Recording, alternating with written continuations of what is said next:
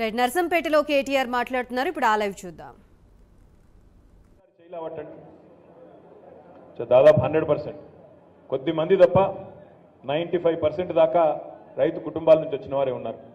మరి రైతు కుటుంబాల నుంచి వచ్చిన బిడ్డలుగా చదువుకున్న విద్యావంతులుగా నేను మిమ్మల్ని ఆలోచించమని కోరుతా ఉన్నా.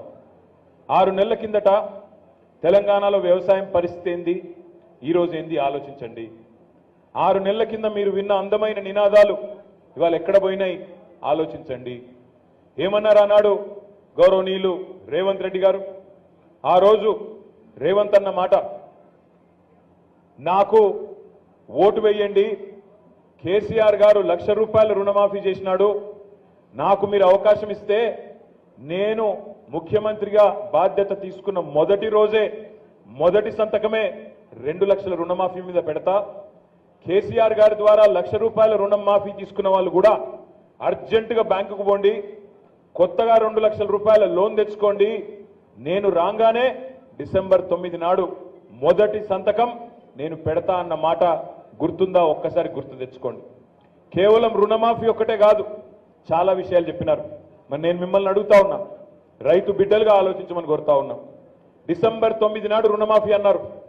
డిసెంబర్ 9 పోయింది, జనవరి 9 పోయింది, ఫిబ్రవరి 9 పోయింది, మార్చి 9 పోయింది, ఏప్రిల్ 9 పోయింది, మే 9 కూడా పోయింది. ఇంకో 4 రోజులైతే జూన్ 9 వస్తుంది.